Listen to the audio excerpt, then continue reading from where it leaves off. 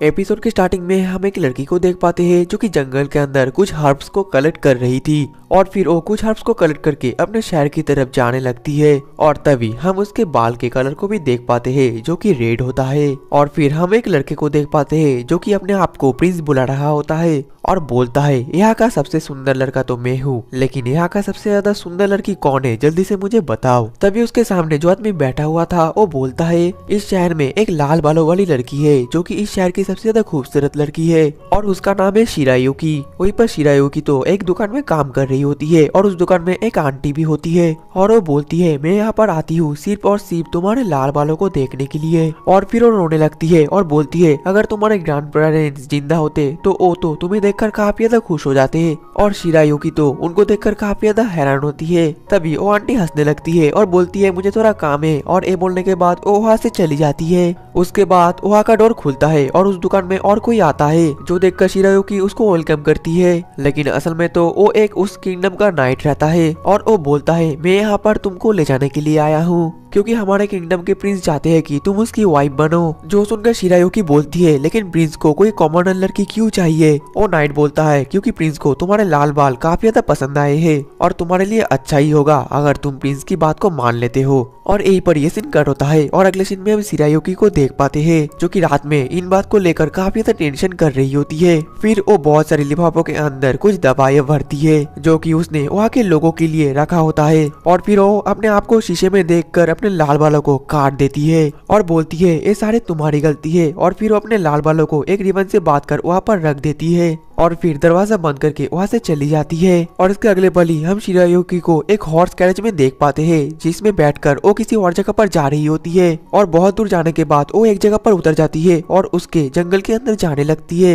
लेकिन तभी उसको जंगल के बीचों बीच एक घर दिखता है। इसके बाद वो घर के पास जाकर उस घर के अंदर सभी को बुलाने लगती है और वो बहुत ही ज्यादा आवाज भी करती है, लेकिन उस घर से कोई भी बाहर नहीं आता, जिस वजह से तो शिरायुकी उस घर के बाहर ही बैठ जाती है और बोलती है मुझे तो बहुत ही जोर की भूख लगी है। और ये बोलते बोलते तो वो वहीं पर ही सो जाती है। अब अगले दिन सुबह जब शिरायुकी उठती है तो वो एक जमाई लेती है, लेकिन तभी उसके दीवार के ऊपर से एक लड़का कूदते हुए आता है और उस लड़के को देखकर तो शिरायुकी काफी ज्यादा चौंक जाती है। और वो लड़का तो दिखने में काफी ज्यादा अच्छा होता है, लेकिन उसी लड़के का पैर दीवार में फंस जाता है जिस वजह से वो सीधा नीचे गिर जाता है और उसके हाथ में भी चोट लग जाता है। तभी वहाँ पर और दो लोग आ जाते हैं और वो तो उसी लड़के के साथ ही होते हैं, लेकिन तभी पीछे से शिरायुकी तो वहाँ से भागने की कोशिश करती है, मगर जेन उसको रोक लेता है और बोलता है तुम कहाँ जा रही हो। और इस लड़के का नाम जेन है। और फिर वो शिरायुकी के पास आता है और उसको बोलता है आखिरकार तुम यहाँ पर क्या कर रही हो। और उसके बाद जेन अपने तलवार से शिरायुकी के ऊपर के कपड़े को हटा देता है और वो देखकर तो काफी ज्यादा हैरान हो जाता है कि शिरायुकी के बाल पूरी तरीके से रेड कलर के हैं। तभी शिरायुकी बताने लगती है मैं तो यहाँ का एक विजिटर हूँ, मैं यहाँ से गुजर रही थी लेकिन मैं रास्ता भटक गई जिस वजह से मैं यहाँ पर ही रुक गई। लेकिन तभी वो नोटिस करती है कि जेन के हाथ में तो चोट लगा होता है। फिर वो बोलती है मैं एक हर्बलिस्ट हूँ, मेरे पास दवाई है, मैं वहाँ पर लगा देती हूँ। लेकिन जेन अपने तलवार को आगे करते हुए बोलता है तुम एक अपरिचित हो और मैं तुम्हें जानता भी नहीं, तुम अगर दवाई के नाम पर मुझे जहर दो तो मैं क्या करूँगा। ये सुनने के बाद तो शिरायुकी उसको बहुत ज्यादा अजीब समझती है। फिर वो जेन के तलवार को लेकर अपने हाथ पर ही मार देती है और उसे चोट भी लग जाती है, जिसके बाद वो अपने बैग के अंदर से वही दवाई निकलती है और उसको अपने हाथ के चोट में भी लगा देती है। और आगे शिरायुकी बोलती है मुझे माफ कर देना लेकिन मैं अपने साथ जहर नहीं रखती। जो सुनने के बाद तो जेन के साथ ही हंसना शुरू कर देते हैं और जेन भी हंसना शुरू कर देता है और उसके बाद वो अपने हाथ को आगे बढ़ाता है और कहता है क्या तुम मुझे भी दवाई लगा सकते हो। इसके बाद हम देख पाते हैं कि वो सभी घर के अंदर आ जाते हैं और शिरायुकी तो जेन के हाथ में दवाई भी लगा देती है। और फिर जेन शिरायुकी से बोलता है तुम तो काफी ज्यादा एक अच्छी हर्बलिस्ट हो, लेकिन तुम यहाँ पर क्या कर रही हो। जवाब में शिरायुकी बोलती है मैं यहाँ पर एक प्रॉब्लम की वजह से आई हूँ। और वो ये भी बोलती है अभी मुझे अच्छा नहीं लग रहा है, मुझे अभी बाहर टहलना जाना पड़ेगा।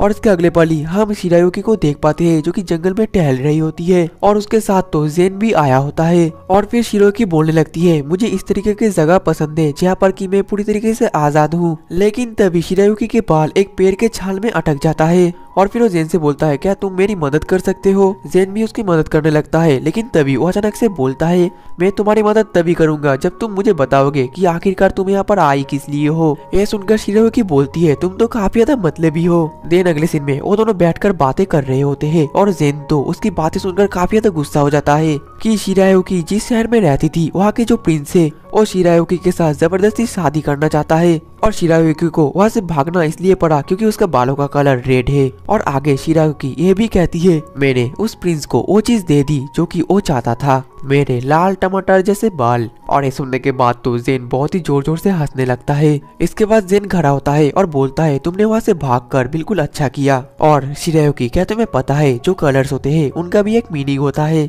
और जो रेड कलर है उसका मीनिंग है किस्मत, मतलब की फेट। और जेन की बातें सुनकर तो शिरायुकी बोलती है, तुम तो बहुत ही अच्छी अच्छी बातें करते हो। इसके बाद वो लोग फिर से वही घर के पास आ जाते हैं, लेकिन तभी उन लोगों को घर के सामने एक टोकरी दिखता है और उस टोकरी में तो एक रिबन भी लगा हुआ होता है और वहाँ पर एक लेटर भी होता है। और आगे हम देख पाते हैं उस बास्केट के अंदर तो कुछ सेब होते हैं। और शिरायुकी बोलती है, ये तो वही रिबन है जो कि मैंने पिछले किंगडम में मेरे बालों के साथ छोड़ा था। जवाब में जेन बोलता है, लगता है उन लोगों ने अभी तक तुम्हारा पीछा नहीं छोड़ा है। तभी शिरायुकी बोलती है, मुझे उस जगह को इसलिए छोड़ना पड़ा क्योंकि मुझसे जो शादी करना चाहता था वो बहुत ज्यादा ताकतवर था, क्योंकि वो उस किंगडम का प्रिंस था। ये सुनने के बाद तो जेन को काफी ज्यादा गुस्सा आता है और वो बोलता है, क्या ओ बेवकूफ। शिरायुकी बोलती है, हाँ तुमने सही कहा, हमारा प्रिंस सच में एक बेवकूफ है और ये तुम्हें भी पता है, लगता है वो बहुत ज्यादा फेमस है। फिर जेन शिरायुकी से पूछता है कि आखिरकार तुम आगे क्या करने वाले हो। जिसके बाद शिरायुकी एक सेब को उठाती है और बोलती है, ये लाल रंग किसी के लिए भी अच्छा नहीं है।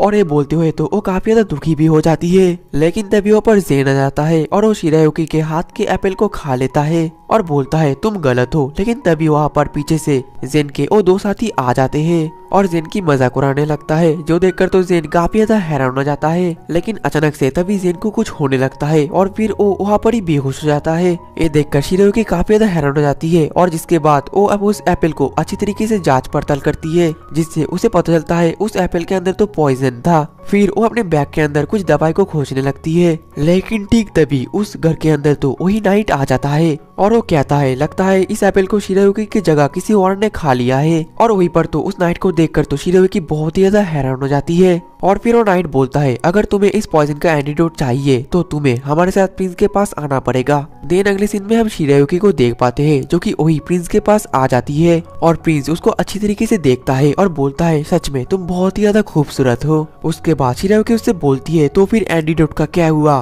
प्रिंस बोलता है, मैं तुम्हें एंटीडोट तो दे दूंगा, लेकिन तुम्हारे भागने की वजह से मेरी काफी ज्यादा बेइज्जती हुई है, और अगर तुम्हें एंटीडोट चाहिए तो तुम्हें मेरी इज्जत को वापस लाना होगा और इसके लिए तुम्हें मेरे प्रपोजल को भी एक्सेप्ट करना पड़ेगा। शिरायुकी बोलती है, लेकिन तुम्हारा प्रपोजल बिल्कुल ही गलत है। जवाब में प्रिंस बोलता है, क्या तुम चाहती हो कि मैं उसे एंटीडोट दूं या फिर उसको और एक एप्पल खिला दूं। ये सुनने के बाद तो शिरायुकी काफी ज्यादा डर जाती है और फिर वो याद करने लगती है जेन की कही गई वो सभी बातें, हर एक पल, हर एक लम्हा। इसके बाद प्रिंस शिरायुकी के पास आता है और बोलता है, अब तो तुम्हें मेरे प्रपोजल को एक्सेप्ट करना ही पड़ेगा। लेकिन शिरायुकी उसको धक्का दे देती है और कहती है, ठीक है मैं तुम्हारे बात को मान लूंगी, लेकिन तुम्हें पता है ना कि आखिरकार तुम चाहते क्या हो। ठीक टाइम पर वहाँ पर दरवाजे को जोर से लात मारते हुए जेन आ जाता है और उसे देखकर तो वो जो नाइट होता है उससे लड़ने के लिए चला जाता है, लेकिन जेन बहुत ज्यादा गुस्से में होता है और वो अपने एक ही तलवार के फटके से उस नाइट को वो धूल चटा देता है। वहीं पर जेन को तो सही सलामत देखकर शिरायुकी भी काफी ज्यादा हैरान होती है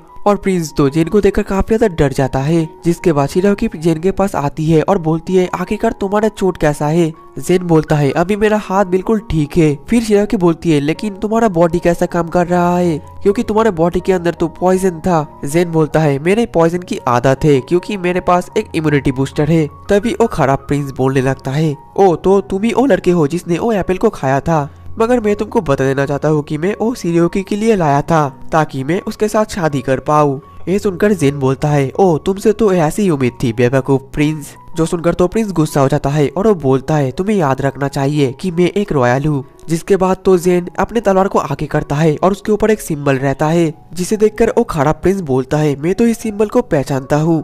लेकिन तभी जेन बोलता है, मैं हूँ क्लेरियस किंगडम का सेकंड प्रिंस। और ये सुनकर तो साइड से शिरायुकी बहुत ज्यादा हैरान हो जाती है। वहीं पर वो जो खराब प्रिंस था वो तो ये सुनकर काफी ज्यादा डर जाता है। वहीं पर शिरायुकी जेन के पास आकर बोलती है, तुम्हें पता है ना कि मैं इसको हैंडल कर सकती हूँ। जेन बोलता है, बात वो नहीं है, तुम्हारे किंगडम के प्रिंस ने दूसरे किंगडम के प्रिंस को मतलब कि मुझको जहर दिया है। जो सुनकर वो खराब प्रिंस बोलता है, तुम्हारे पास कोई भी सबूत नहीं है कि मैंने ही तुमको जहर दिया है। लेकिन तभी जो जेन के दो साथी होते हैं मिसुएडे और किकी वो बोलते हैं हम लोग इसको ऑफिशियली जांच पड़ताल कर लेंगे। वहीं पर जेन उस खराब प्रिंस के पास जाकर बोलता है अगर तुम नहीं चाहते कि ये बातें दूसरों को भी पता चले तो चलो एक डील करते हैं, तुम शिरोयुकी को जाने दोगे और मैं ये बात किसी को भी नहीं बताऊंगा। ये सुनने के बाद तो राज इसको रेसिस्ट करने लगता है, लेकिन जेन तभी अपने तलवार को आगे करता है जिस वजह से वो जो खराब प्रिंस था वो तो पीछे चला जाता है। और फिर जेन शिरोयुकी से बोलता है तुम्हें इससे कुछ हिसाब बराबर नहीं करना है। और फिर शिरोयुकी उस खराब प्रिंस के पास जाती है और बोलती है तुम बहुत ज्यादा कमजोर हो गए हो, ये लो इस एप्पल को खा लो। ये सुनकर तो वो खराब प्रिंस काफी ज्यादा डर जाता है। वहीं पर आगे शिरोयुकी बोलती है अभी के अभी जेन को एंटीडोट दे दो, नहीं तो मैं तुमको ये एप्पल खिला दूंगी। देन अगले सीन में हम देख पाते हैं वो सभी एक कैरेज में बैठकर अपनी किंगडम में जा रहे होते हैं और जो जेन रहता है वो भी एंटीडोट ले लेता है। वहीं पर शिरोयुकी तो जमीन पर बैठी रहती है और बहुत ज्यादा दुखी होती है और कहती है तुम्हारा शुक्रिया मेरी इतनी ज्यादा मदद करने के लिए और मुझे माफ भी कर देना कि मेरे वजह से तुम्हें जहर मिला है। लेकिन तभी किकी बोलती है इसमें तुम्हारी कोई भी गलती नहीं है क्योंकि जेन ने वो एप्पल खुद से खाया था ना कि तुमने उसको खिलाया था। फिर जेन बोलता है तुम्हें याद है ना कि मैंने तुम्हें जंगल में क्या कहा था, हो सकता है हम दोनों एक दूसरे से मिले हो ताकि कुछ अच्छा हो सके, हो सकता है हम दोनों की किस्मत में यही लिखा हो। शिरोयुकी बोलती है क्या सच में मैं अपनी किस्मत को अपने आप से चूज कर सकती हूँ? तो फिर जेन बोलता है हाँ मैं भी फिलहाल वही कर रहा हूँ और मुझे रोकने वाला कोई भी नहीं है। इसके बाद जेन खड़ा होता है और शिरोयुकी की तरफ अपने हाथ को आगे बढ़ाता है और कहता है आखिरकार तुम्हारा जवाब क्या है? शिरोयुकी अपने मन में बोलने लगती है लगता है ये कहानी मेरी ही है और मैं अपने किस्मत के सभी पन्नों को पलटते हुए देख भी पा रही हूँ और शायद मैं अपने रास्ता को खुद से भी चुन सकती हूँ। और उसके बाद वो जेन की ओर अपना हाथ को भी बढ़ा देती है और कहती है यही एक किस्मत है। और यही पर ही सीन कट होता है और अगले सीन में हम शिरोयुकी को देख पाते हैं जो कि कुकिंग कर रही थी। ठीक तभी वही आंटी आ जाती है और वो कहती है मैं तुम्हारे लिए ब्रेड लेकर आई हूँ। और फिर वो आंटी शिरोयुकी के बनाए गई खाना को देखकर बोलती है ये तो काफी ज्यादा अच्छा लग रहा है। इसके बाद शिरोयुकी खड़ी होकर सोचती है कि इस कंट्री को मैंने चुना है और मेरे खुद के रास्ता को भी। आगे शिरोयुकी रास्ते से कहीं पर जा रही होती है और उसके हाथ में एक पेपर भी होता है और उसके बाद वो एक शॉपकीपर के सामने आ जाती है। वो उससे काम के लिए भी पूछती है तो फिर वो शॉपकीपर बोलता है तुम्हारे बाल तो काफी ज्यादा अजीब है। तभी उसके पीछे से एक लड़की आकर बोलती है कि आखिरकार तुम क्या कर रहे हो? उसके बाद शिरोयुकी एक लड़के को देखता है जो कि कुछ हर्ब्स को खरीद रहा था और शॉपकीपर से वो बोलती है क्या ये आपका रेगुलर कस्टमर है? जवाब में शॉपकीपर बोलता है असल में ये लड़का किंगडम के अंदर काफी ज्यादा मशहूर है और बहुत ही अच्छा एक हर्बलिस्ट है। और आगे शिरोयुकी बोलती है ये किंगडम तो मेडिकल के मामले में बाकी किंगडमों से काफी ज्यादा अच्छा है और मुझे भी काफी सारी चीजें अभी सीखनी बाकी है।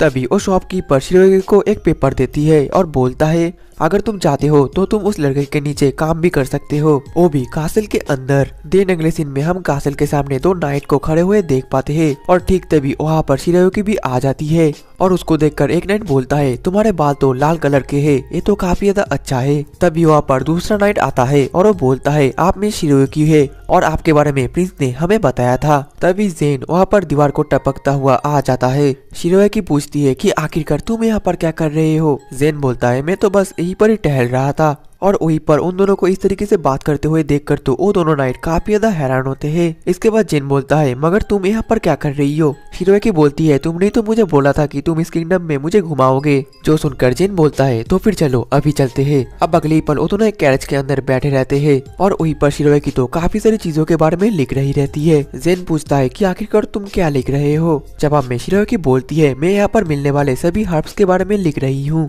और मैं यहाँ पर हर्बल्स के बारे में और भी कुछ सीखना चाहती हूँ। और शिरोयुकी ये भी बोलती है तुम्हारा किंगडम तो काफी ज्यादा खूबसूरत है और साथ ही साथ ये बहुत ज्यादा शांत भी है। तो फिर जेन बोलता है क्या तुम मेरे साथ कल फॉरेस्ट के अंदर चलना चाहोगे? शिरोयुकी बोलती है तुम्हारा शुक्रिया। तभी उस कैरेज के अंदर बैठा हुआ एक छोटा सा लड़का बोलता है मम्मी इस लड़की का बाल इतना ज्यादा लाल क्यों है? जो सुनकर शिरोयुकी अपने बाल उसकी तरफ बढ़ाती है और बोलती है ये बिल्कुल एक शाइनी एप्पल की तरह है ना? आगे हम देख पाते हैं कि वो लोग तो एक शिप बोट के पास आ जाते हैं जिसे देखकर तो शिरोयुकी काफी ज्यादा एक्साइटेड हो जाती है। जिसमें जेन बोलता है यहाँ पे काफी सारे किंगडम के शिप्स आते रहते हैं। ठीक तभी वहाँ पर एक आदमी आता है और वो बोलता है क्या तुम्हें कुछ वाइन चाहिए। तो फिर जेन बोलता है मुझे आज नहीं चाहिए। शिरोकी पूछती है कि आखिरकार वो आदमी कौन था। जेन बोलता है वो एक मर्चेंट था जो कि यहाँ पर वाइन बेचने के लिए आया था। और बातों बातों में शिरोकी जेन से ये भी बोलती है कि आखिरकार तुम कासल के बाहर क्यों आते हो, क्योंकि हमारे किंगडम के प्रिंस तो कासल के अंदर ही रहते हैं और वो जो भी चीज चाहता है उसको कासल के अंदर ही मिल जाता है। जिसमें जेन बोलता है तुमने ही तो बोला था कि ये कंट्री काफी ज्यादा अच्छा है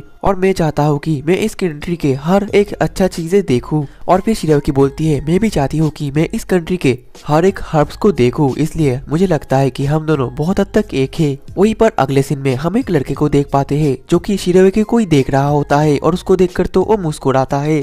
वहीं पर जेन शिरोकी को बाय करता है और शिरोकी तो एक शिप के अंदर रहती है। वहीं पर साइड में दो आदमी आपस में बात करते हैं और बोलते हैं उस लड़की के बाल तो काफी ज्यादा अच्छे और लाल है, मुझे लगता है उस लड़की के बालों से हमें अच्छी कीमत मिल सकती है। और ये तो जेन भी सुन लेता है, जो सुनकर वो अपने तलवार को बाहर निकालता है, जिस वजह से वो दोनों आदमी डर जाते हैं। आगे हम शिरोकी को जंगल के अंदर देखते हैं जो कि काफी तरह तरह के हर्ब्स को ढूंढ रही होती है, लेकिन तभी उसको पीछे से कोई आवाज देता है जो सुनकर तो शिरोकी काफी ज्यादा डर जाती है। लेकिन तभी वो इंसान शिरोकी को मारकर बेहोश कर देता है और ये वही लड़का होता है जिसको कि हमने कुछ ही समय पहले देखा था। और दूसरी तरफ हम जेन और मिसुइडे को देख पाते हैं जो कि तलवारबाजी का प्रैक्टिस कर रहे होते हैं और उन दोनों को प्रैक्टिस करते हुए किकी देख रही होती है। फिर कुछ देर बाद जेन बोलता है अभी तक शिरोकी वापस नहीं आई, कोई बात नहीं, मैं खुद ही जाकर उसको ढूंढ लूंगा। और फिर वो वहाँ से जाने लगता है। वही दूसरी तरफ हम शिरोकी को देख पाते हैं जिसको कि होश आता है और वो अपने आप को कुछ अलग ही जगह में पाती है।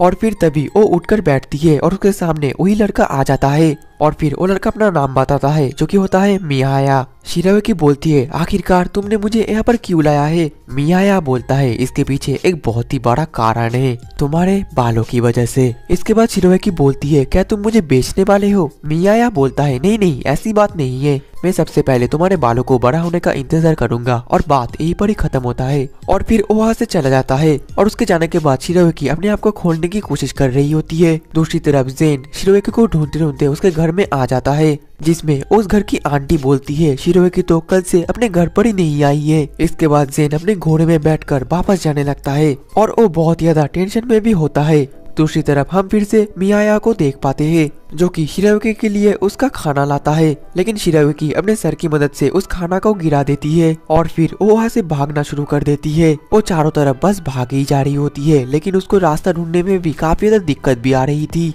वहीं पर वो लड़का भी उठता है और उसका पीछा करना शुरू कर देता है। दूसरी तरफ शिरोकी भी अपना जी जान लगाकर भागती है। तभी उसको सामने एक दरवाजा दिखता है, लेकिन उस दरवाजे पर तो एक लॉक रहता है। तभी वो लड़का ऊपर रहकर बोलता है क्या तुम्हें चाबी चाहिए। और ये देखकर शिरोकी अपने मन में बोलती है आखिरकार वो लड़का इतनी तेजी से ऊपर कैसे गया। और फिर मैं यहाँ बोलता है अगर मैंने तुमको चाबी दे भी दिया तो भी तुम इस घर से बाहर नहीं जा पाओगे। शिरोकी बोलती है मुझे तुम्हारी मदद की कोई जरूरत नहीं है और तुम जाकर किसी और को ढूंढ लो बेचने के लिए। और फिर वो लड़का शिरोकी को पीछा करना शुरू कर देता है, जो देखकर शिरोकी भी भागने लगती है।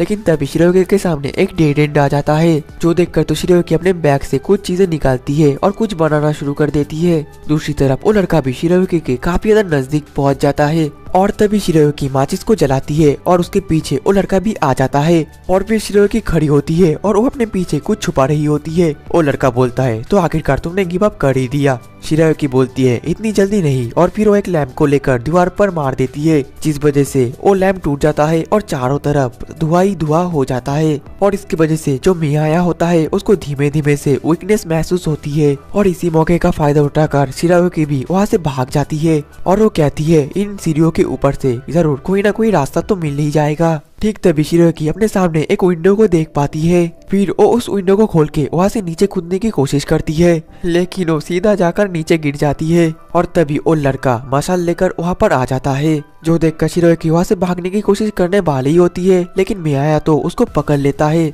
और बोलता है आखिरकार तुम भागना क्यों चाहती हो। अगर मैं तुम्हें पकड़ भी नहीं पाया तो मेरे पीछे और भी बहुत सारे लोग हैं जो कि तुमको पकड़ लेंगे। तो अच्छा यही होगा कि तुम किसी नोबेल या रॉयल के पास रहो, क्योंकि वो लोग ही तुम्हारी देखभाल करेंगे। लेकिन शिरोयुकी बोलती है कि बिल्कुल नहीं। जो सुनकर तो लड़का काफी ज्यादा गुस्सा हो जाता है और अपने हाथ में जो मशाल होता है उसको लेकर शिरोयुकी के ऊपर हमला करने वाला ही होता है। लेकिन तभी एक तलवार बहुत ही तेजी से उसकी ओर आता है और उसके हाथ से जो मशाल था वो उड़कर कहीं पर गिर जाता है। और फिर मियाया भी अपना तलवार को निकाल लेता है और लड़ने के लिए तैयार हो जाता है। और फिर हम जेन को देख पाते हैं जो कि उस तलवार को फेंका था और फिर वो उस मियाया के साथ लड़ने लग जाता है। और जेन को देखकर तो शिरोयुकी काफी ज्यादा हैरान होती है और तभी जेन अपने तलवार से मारकर मियाया को दूर फेंक देता है। और वो शिरोयुकी से पूछता है कहीं तुम्हें चोट तो नहीं लगी, तुम ठीक तो हो ना। दूसरी तरफ मियाया बोलता है ये सब कुछ मेरी गलती थी कि मुझे नहीं पता था कि तुम्हारे पास एक गार्डियन भी है। और आगे मियाया बोलने लगता है मुझे लगा था कि मैं तुम्हें किसी शो में दिखाऊंगा और तुम्हारे लाल बाल देखकर मुझे कुछ पैसे भी मिल जाएंगे। जेन बोलता है तो आखिरकार तुम्हारा प्लान ये था। मियाया ये भी बोलता है असल में मैं पहले एक नोबेल था और ये जो कासिल है ये मेरा पहला घर हुआ करता था, लेकिन अभी मुझे किसी कुत्ते की तरह छुपते हुए रहना पड़ रहा है। और आज से कुछ साल पहले एक कासिल काफी ज्यादा खूबसूरत था और काफी ज्यादा लग्जरियस भी, और मुझे पता लग गया था कि मैं इस तरीके से ज्यादा दिन नहीं रह सकता, जिस वजह से मुझे जल्दी जल्दी अमीर बनना था। इसलिए मैंने शिरोयुकी को देखकर सोचा था कि वो मेरे लिए काफी ज्यादा एक अच्छा इंश्योरेंस पॉलिसी होगी। ये सब सुनकर जेन बोलता है अब बहुत हुआ, तुम शिरोयुकी को अपने फायदे के लिए इस्तेमाल करना चाहते थे और मैं किसी भी कीमत में शिरोयुकी के साथ कुछ भी गलत नहीं होने दे सकता। और जेन के ये सब बातें सुनकर तो शिरोयुकी के आंखों में आंसू आ जाते हैं। वहीं पर मियाया बोलता है आखिरकार तुम ऐसे बिहेव क्यों कर रहे हो, क्या तुम उस लड़की के फादर हो। जेन बोलता है तुम अब मुझे मजबूर कर रहे हो। और फिर वो शिरोयुकी से पूछता है क्या ये लड़का अकेला है। शिरोयुकी बोलती है हाँ शायद से। जेन बोलता है कोई बात नहीं, अब हम इसको सीधा यहाँ से कासिल ले जाएंगे। ये सुनकर वो लड़का कहता है आखिरकार तुम हो कौन, तुम मुझे कासिल कैसे ले जा सकते हो। और फिर जेन उसका अपना नाम बताता है, जो सुनकर तो वो लड़का डर जाता है और बोलता है तुम तो सेकंड प्रिंस हो। आगे हम देख पाते हैं जेन और शिरोयुकी एक जगह पर खड़े रहते हैं और मियाया को तो सोल्जर्स लेकर जा रहे थे। तभी शिरोयुकी उसके पास आकर उसको एक दवाई देती है और उसके बाद शिरोयुकी बोलती है जो मियाया है वो अकेला ही काम कर रहा था, लेकिन तुम्हें देखकर ऐसा लगता है कि तुम अभी गुस्सा हो जेन। जेन बोलता है कि नहीं नहीं मैं गुस्सा नहीं हूँ। आगे शिरोयुकी बोलती है अब से मैं और भी ज्यादा सावधान रहूंगी। और फिर वो जेन को अपनी तरफ खींचती है और बोलती है तुम मेरी तरफ क्यों नहीं देख रहे। उसके बाद शिरोयुकी बोलने लगती है मुझे रेस्क्यू करने के लिए तुम्हारा शुक्रिया। फिर जेन शिरोयुकी के सर पर हाथ रखता है और बोलता है कोई बात नहीं, और बोलता है तुम बस मुझे 10 सेकंड दो, मैं बस ये सोच रहा हूँ कि कासल की बाहर वाली जिंदगी काफी ज्यादा अलग है, इसलिए मुझे और भी चीजों को सीखना पड़ेगा ताकि मैं इस जगह को और भी ज्यादा अच्छा बना सकूं। और फिर जेन शिरोयुकी से पूछता है कि आखिरकार तुम आगे कहाँ पर जाने वाली हो। शिरोयुकी बोलती है फिलहाल के लिए तो मैं यहीं पर ही कुछ दिन रहने वाली हूँ। ये सुनकर जेन बोलता है तुम कहीं पर भी हो, मैं तुमसे मिलने जरूर आऊंगा। और इसके बाद वो शिरोयुकी के हाथ को पकड़कर बोलता है मुझे खुशी है कि तुम ठीक हो। और फिर शिरोयुकी अपने मन में बोलती है आज मैं वहीं पर ही हूँ, उस कंट्री में जिसे मैंने खुद से चुना है, उस शहर में जिसे मैंने चुना है, उस सड़क को जिससे मैं जाती हूँ, और अगर मेरे सामने कुछ भी आए तो मुझे पता है कि मैं उसको हटा सकती हूँ। इन अगले सीन में हम शिरोयुकी को देख पाते हैं जो कि सो रही होती है। ठीक तभी उसकी नींद खुलती है और वो उठकर अपने सामने एक पेपर को देख पाती है और ये पेपर वही फॉर्म होता है जो कि उसको दुकानदार ने दिया था। और फिर शिरोयुकी खिड़की से बाहर देखने लगती है और बोलती है यहाँ पर हर चीज वैसी ही है जैसे कि मैं चाहती थी और मेरा डिसीजन भी बिल्कुल सही था। इसके बाद शिरोयुकी कासल के पास आती है, तभी वो देखती है एक आदमी को जो कि कासल के अंदर जा रहा था, लेकिन जाने से पहले उसने गार्ड के पास एक कार्ड टाइप कुछ चीज दिया था। और उस कार्ड को देखकर तो शिरोयुकी उसके बारे में पूछने लगती है, जिसमें वो गार्ड बोलने लगते हैं ये एक यहाँ का लॉकेट जैसा चीज है जो कि यहाँ का आईडी प्रूफ है। फिर शिरोयुकी बोलने लगती है लेकिन मेरे पास तो कोई भी आईडी प्रूफ नहीं है, जिसमें वो गार्ड बोलते हैं आपको कोई आईडी प्रूफ की जरूरत नहीं है क्योंकि आपको तो खुद प्रिंस ने ही अलाउ किया है। और फिर हम और एक आदमी को देख पाते हैं जो कि प्रिंस से मिलना चाहता था, लेकिन गार्ड उसको रोक लेते हैं और बोलते हैं प्रिंस से मिलने के लिए पहले ही कोई आया है। और फिर वो आदमी शिरोयुकी को देख पाता है और अपने मन में बोलता है अब मुझे डिसाइड करना पड़ेगा कि ये लड़की प्रिंस की दोस्ती की लायक है या नहीं। दूसरी तरफ मित्सुहिडे शिरोयुकी को जेन के पास लेकर जा रहा होता है और बोलता है जेन कुछ ही समय ऑफिशियल काम करके वापस लौटा है, लेकिन इसके वजह से वो बहुत ज्यादा अजीब बर्ताव कर रहा है। ये सुनकर शिरोयुकी बोलती है कहीं उसको डिप्रेशन तो नहीं हुआ है। मित्सुहिडे बोलता है कि ऐसा नहीं है, वो तो सिर्फ एक बच्चे जैसा बिहेव कर रहा है। और इसके बाद वो दोनों जेन से मिलने के लिए चले जाते हैं। तभी मित्सुहिडे दरवाजा खोलता है और शिरोयुकी अंदर देखती है जहाँ पर कि जेन बैठकर काम कर रहा था, लेकिन काम करते हुए तो वो काफी ज्यादा डिप्रेस्ड रहता है और उसकी आंखें भी काफी ज्यादा अजीब हो गया है। और फिर वो डरावने तरीके से बोलता है शिरोयुकी कहीं मैं सपना तो नहीं देख रहा। जवाब में शिरोयुकी बोलती है नहीं ये कोई सपना नहीं है। फिर मिसुहिडे बोलता है जेन तो सोने के वक्त भी शिरोयुकी का नाम ही ले रहा था। ये सुनने के बाद तो जेन शर्मा जाता है और बोलता है मुझे बस शिरोयुकी का नाम बहुत ज्यादा पसंद है, बस इसीलिए। जिसमें शिरोयुकी बोलती है आखिरकार अगर सब कुछ ठीक है तो मुझे फिर से वापस जाना चाहिए। लेकिन तभी जेन खड़ा हो जाता है और फिर वो मिसुहिडे और किकी से बोलता है तुम लोगों ने ये बिल्कुल भी सही नहीं किया। वो दोनों तो बिल्कुल सावधान हो जाते हैं और फिर वापस से वो सभी हंसने लगते हैं। अब अगले सीन में जेन और शिरोयुकी एक दूसरे से बात कर रहे होते हैं। तभी शिरोयुकी जेन से बोलती है लगता है तुम काफी ज्यादा मेहनत कर रहे हो। जवाब में जेन बोलता है हाँ, क्योंकि मैं उन बेकार प्रिंस की तरह नहीं बनना चाहता। ये सुनकर शिरोयुकी हंसने लगती है और बोलती है ओ इसीलिए तुम इतना ज्यादा मेहनत कर रहे हो। जेन बोलता है क्योंकि मैं अपने कंट्री को बहुत ही जल्दी बढ़ते हुए देखना चाहता हूँ। वहीं पर जेन को तो थोड़ी थोड़ी नींद आ रही होती है, जो देखकर शिरोयुकी बोलती है लगता है तुम्हें सोने की जरूरत है। तो फिर जेन बोलता है कि हाँ, लेकिन क्या तुम मेरे साथ थोड़ी देर वक्त बिता सकते हो। शिरोयुकी हाँ बोलती है और फिर वो जेन को सुला देती है और उसके बगल में बैठ जाती है। और इसके बाद हम और एक इंसान को देख पाते हैं जो कि दूरबीन से शिरोयुकी और जेन को एक साथ देख रहा होता है। तभी जेन के नींद खुलती है और वो तो वहाँ पर अकेला रहता है। तभी किकी भी वहाँ पर आती है और बोलती है शिरोयुकी अपने घर वापस चली गई। जो सुनकर जेन थोड़ा सा उदास हो जाता है। तभी वो आदमी जेन के पास आ जाता है और वो बोलता है आपको ऐसे ही कॉमनर के साथ ऐसे ही मिलना नहीं चाहिए, इसके वजह से आपका सुरक्षा का खतरा हो सकता है। जिसमें जेन बोलता है वो लड़की अलग है, वो कॉमन नहीं है। जो सुनकर वो आदमी बोलता है तो फिर मैं उसकी जासूसी करूंगा और उसके बारे में डिटेल्स निकालूंगा।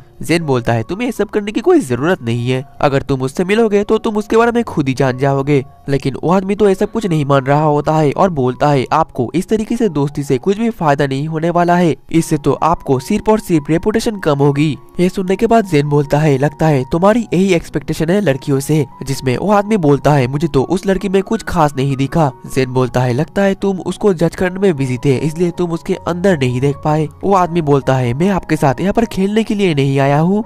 जिसमें जेन बोलता है तो फिर तुम यहाँ से जा सकते हो। और ये सुनकर तो वो आदमी बहुत ही ज्यादा हैरान हो जाता है, लेकिन वो वहाँ से चला ही जाता है। वहीं पर इन सब चीजों से तो जेन को थोड़ा सा बुरा लगा होता है। और फिर जो आदमी जेन से बहस कर रहा था वो एक लड़के से आकर बोलता है लगता है प्रिंस काफी ज्यादा जिद्दी हो गए हैं, इसलिए हमें ये चीज उनको बिना बताए करना पड़ेगा। आगे हम देख पाते हैं कि शिरोयुकी कुछ हर्ब्स को ढूंढ रही होती है, लेकिन तभी अपने बैग के अंदर चेक करने लगती है और उसका तो एक बुक मिसिंग होता है। फिर वो बोलती है मुझे तो उस बुक को फिर से वापस लाना पड़ेगा। वही दूसरी तरफ हम वही लड़के को देख पाते हैं जो कि उन दोनों गार्ड के पास आकर बोलता है प्रिंस ने उस लाल बालों वाली लड़की को कासल में अंदर जाने के लिए मना कर दिया है। ये सुनने के बाद तो उन दोनों गार्डों को विश्वास नहीं होता, लेकिन उन्हें वो बात को मानना ही पड़ता है। वहीं पर ये सब कुछ होते हुए तो शिरोयुकी चुपके से देख रही थी और फिर शिरोयुकी सोचती है मुझे जेन से मिलना ही पड़ेगा। फिर वो एक दरवाजे से चुपके से कासल के अंदर चली जाती है और उसे जाते हुए तो वो लड़का देख ही लेता है। वहीं पर शिरोयुकी तो छुपते हुए जा रही होती है ताकि किसी को पता ना चले,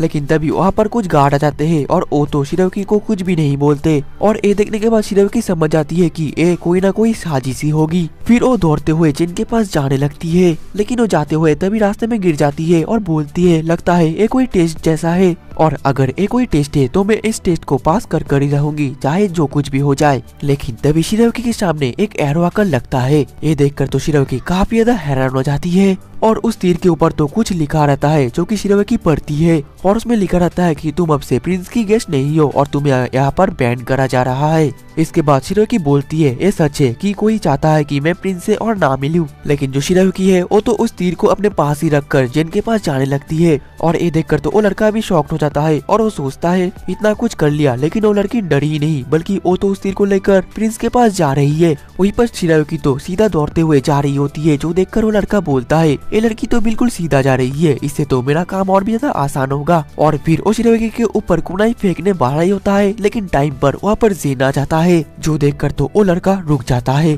जेन बोलता है शिरोयुकी तुम यहाँ पर अभी क्या कर रही हो और तुम्हें देखकर लग रहा है कि तुम काफी ज्यादा जल्दी में थी, क्या तुम मुझे बता सकते हो कि आखिरकार तुम्हारे साथ हुआ क्या है। और इसके बाद तो शिरोयुकी उस एरो को छुपाने लगती है और बोलती है वैसा कुछ खास नहीं है। जिसमें जेन बोलता है तो तुम तुम्हारे पीछे एरो को क्यों छुपा रही हो। जवाब में शिरोयुकी बोलती है तो फिर तुम्हें पता चल ही गया। नेक्स्ट शिरोयुकी और जेन एक साथ बातें कर रहे होते हैं और जेन तो काफी ज्यादा गुस्से में होता है और शिरोयुकी से बोल रहा होता है कि आखिरकार किसी की हिम्मत कैसी हुई कि कासल के अंदर तुम्हारे ऊपर एरो फेंके और तुम ये बात मुझसे छुपा रही थी। और फिर शिरोयुकी जेन से और तीर छीन लेती है और बोलती है मैं तुमसे पहले बात करना चाहती थी, क्योंकि मैं बहुत ज्यादा डर गई थी और मैं काफी ज्यादा गुस्से में भी थी और मैं चाहती थी कि मैं उस इंसान का खुद से ही सामना करूं जो कि मुझे तुमसे दूर रखना चाहता है। जो सुनकर जेन बोलता है मुझे माफ कर देना, मैं कुछ ज्यादा ही गुस्से में आ गया था। अगली बार मैं तुम्हारा इंतजार करूंगा, लेकिन तुम मुझसे वादा करो कि तुम और कुछ भी गलत नहीं करोगी। उसके बाद हम देख पाते हैं जेन मिसुहिडे और किकी से आकर बोलता है मुझे तुम्हारी मदद चाहिए। फिर हम वही आदमी को देख पाते हैं जो कि कुछ काम कर रहा रहता है। वही दूसरी तरफ शिरायुकी रहती है जो कि खड़ी होकर इन्हीं सब चीजों के बारे में सोच रही थी और वो अपने मन में बोल रही थी कि आखिरकार क्यों मुझे जेन से मिलने से क्यों रोकेगा। तभी वो आदमी शिरायुकी से आकर मिलता है और वो बोलता है तुम यहाँ पर क्या कर रही हो लड़की, क्या तुम्हारे पास आईडी कार्ड भी है? और उस आदमी के बात सुनकर तो शिरायुकी समझ जाती है कि ये आदमी वही है जो कि चाहता है मैं और जेन एक साथ और दोबारा ना मिले। उसके बाद शिरायुकी वहाँ से जाने लगती है, लेकिन वो आदमी तो अपने तलवार को आगे कर देता है और कहता है अगर तुम यहाँ पर काम नहीं करती तो तुम यहाँ पर नहीं आ सकती, जाओ इस कसल से निकल जाओ। लेकिन शिरायुकी तो वहाँ से जाने के लिए मना कर देती है और बोलती है मैं तुम्हारे तलवार से नहीं डरती। और फिर वो तो आगे बढ़ना शुरू कर देती है, जो देखकर तो वो आदमी भी काफी ज्यादा हैरान होता है। वहीं पर शिरायुकी तो उसके और भी ज्यादा करीब आ रही थी। तभी उस आदमी को याद आता है कि जेन ने उसको कहा था कि वो लड़की सबसे अलग है। वहीं पर शिरायुकी जब उस आदमी के बहुत ज्यादा करीब आ जाती है तो फिर वो आदमी तो अपने तलवार को अंदर ले लेता है। तभी वही लड़का जो कि शिरायुकी के ऊपर तीर चला रहा था वो तो ये सब देखकर ताली बजा रहा होता है और फिर वो उनके करीब आकर बोलता है तुम तो उस एरो से भी नहीं डरी थी। और उस लड़के को देखकर शिरायुकी पूछती है कि आखिरकार तुम कौन हो? फिर वो लड़का बोलता है मुझे पता है कि मैं और यहाँ से नहीं भाग सकता, इसलिए मैं तुम्हें सच बता ही देता हूँ कि ये सब कुछ मैंने किया है। जो सुनकर साइड से वो आदमी बोलता है असली कल्प्रिट तो मैं हूँ, क्योंकि मैं प्रिंस को किसी भी सस्पिशियस कॉमनर से प्रोटेक्ट करना चाहता था। तभी वहाँ पर जेन भी आ जाता है और जेन को देखकर तो वो आदमी थोड़ा सा हैरान होता है। इसके बाद जेन उस आदमी से बोलता है क्या तुम ये सब कुछ मुझको प्रोटेक्ट करने के लिए कर रहे थे? जवाब में वो आदमी हाँ बोलता है और फिर जेन बोलता है मैंने ये सब कुछ पहले ही सुन लिया है। तभी शिरायुकी बोलती है मैं तो सब कुछ समझ गई जेन। और फिर प्रिंस का नाम लेने से वो आदमी तो भड़क जाता है और बोलता है तुम प्रिंस को उसके नाम से नहीं बुला सकते। लेकिन जेन बोलता है उसे ये अलाउड है और वैसे भी हम लोगों को कभी कभार थोड़े बहुत कॉमनर से मिलते रहना चाहिए। फिर जेन उस आदमी से बोलता है अगर तुम मेरे साथ काम करना चाहते हो तो तुम्हें सभी को इक्वली ट्रीट करना चाहिए, क्योंकि मैं सभी के पर्सपेक्टिव से सोचता हूँ और उन्हें समझने की भी कोशिश करता हूँ। ये सुनकर वो आदमी बोलता है ठीक है। फिर वो वहाँ से जाने लगता है और जेन चैन की सांस लेता है। तभी साइड से वो लड़का बोलता है आप सब कुछ ठीक हो गया है। लेकिन जेन तो गुस्से में आकर उस लड़के का कॉलर पकड़ लेता है और बोलता है अगर तुम शिरायुकी के ऊपर कुछ भी करने की कोशिश किया तो मैं तुम्हें कड़ी से कड़ी सजा दूंगा। जिसमें वो लड़का बोलता है मैं उस लड़की के साथ कुछ भी नहीं करने वाला, क्योंकि वो मुझे काफी ज्यादा पसंद है और वो बहुत ज्यादा हिम्मत वाली भी है और मैं उसकी हर तरीके से मदद करना चाहता हूँ मास्टर। ये सुनकर तो जेन बहुत ज्यादा हैरान हो जाता है और फिर वो उस लड़के को नीचे फेंक देता है। लेकिन वो लड़का तो बहुत ही आसानी से नीचे लैंड कर जाता है। लेकिन उसके पीछे तो किकी और मिसुहिडे खड़े रहते हैं और जेन बोलता है इस लड़के के ऊपर अच्छी तरीके से नजर रखना। तभी शिरायुकी बोलती है क्या ये सही भी रहेगा? तो फिर जेन बोलता है कि हाँ वो दोनों उसके ऊपर अच्छी तरीके से नजर रखेंगे। और फिर किकी बोलती है तुम भी हमारे साथ आओगे, जिसमें वो लड़का बोलता है तुम जहाँ पर भी जाओगी मैं तुम्हारे पीछे पीछे चला आऊंगा। इसके बाद जो शिरायुकी है वो जेन की तरफ देखने लगती है और उसके बातों को याद करने लगती है। फिर वो जेन को वही फॉर्म दिखाती है और बोलती है अगर मैं इसमें पास हो जाऊंगी तो मैं अपने आईडी की मदद से ही कासल के अंदर आ पाऊंगी। फिर शिरायुकी अपने मन में बोलने लगती है यहाँ पर कोई है जिसके साथ मैं और भी ज्यादा समय बिताना चाहती हूँ। वहीं पर जेन बोलता है ये सुनकर मुझे अच्छा लगा, हम एक ही टीम में हैं। फिर शिरायुकी कह रही होती है इस तरीके की चीजों से मुझे होप मिलती है